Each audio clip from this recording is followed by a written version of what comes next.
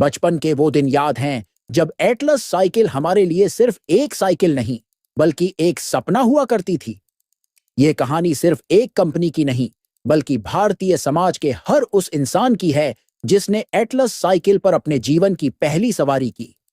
1947 में आजादी के बाद भारत में आत्मनिर्भरता की लहर थी।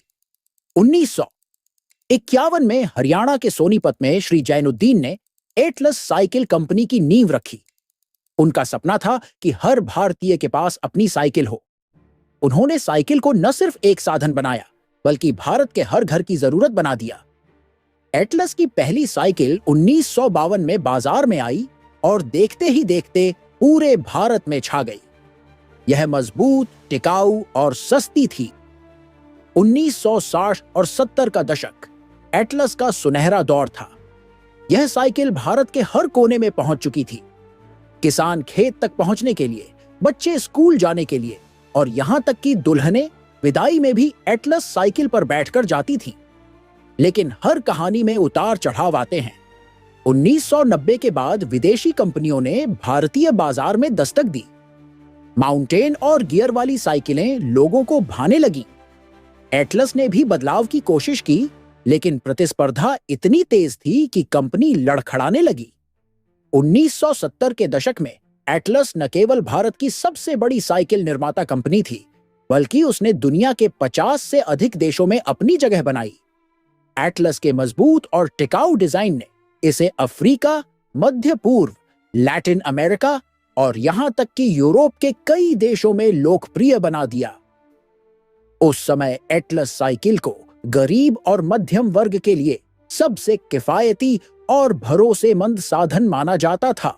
1970 से 1980 के बीच एटलस का वार्षिक उत्पादन लगभग 40 लाख साइकिलों तक पहुंच चुका था। इसका एक बड़ा हिस्सा निर्यात होता था। 1978 में कंपनी ने अपने निर्यात से 50 करोड़ रुपए से अधिक की आय अर्जित की, जो उस समय एक बहुत बड़ी उपलब्धि थी। भारत सरकार के मेक इन इंडिया मिशन से पहले ही एटलस ने भारतीय उत्पादों को अंतरराष्ट्रीय बाजार में स्थापित कर दिया था।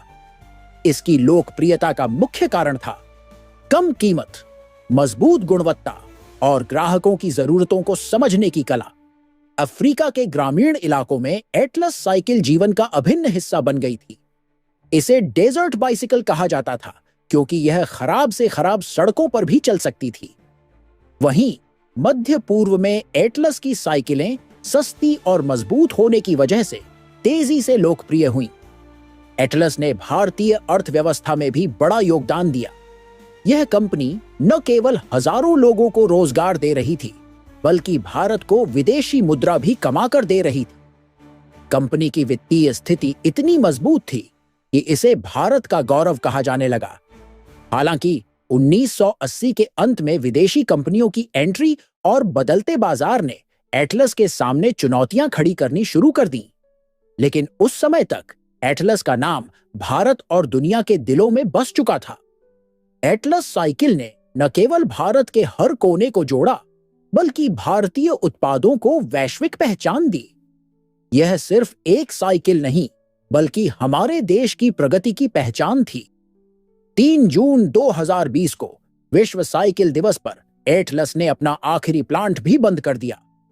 कभी 40 लाख साइकिलें बनाने वाली यह कंपनी आर्थिक संकट से उबर नहीं सकी।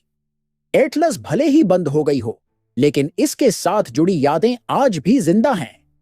वह पिता का अपने बेटे को पहली साइकिल खरीदने का सपना हो, या दोस्तों के साथ साइकिल रेस लगाना।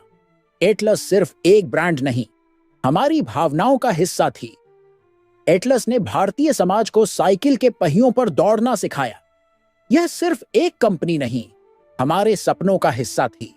इस कहानी को अपने दोस्तों और परिवार के साथ शेयर करें और हमें बताएं कि आपकी एटलस की यादें कैसी थीं। दोस्तों, मैं हूं आपका दोस्त सुगन सिद्धांत। आपको हमारी यह एपिसोड कैसी लगी, आप हमें कमेंट करके जरूर बताएं। आपसे मिलते हैं एक और नए वीडियो में। तब तक के लिए बाय बाय, धन्यवाद, जोहार।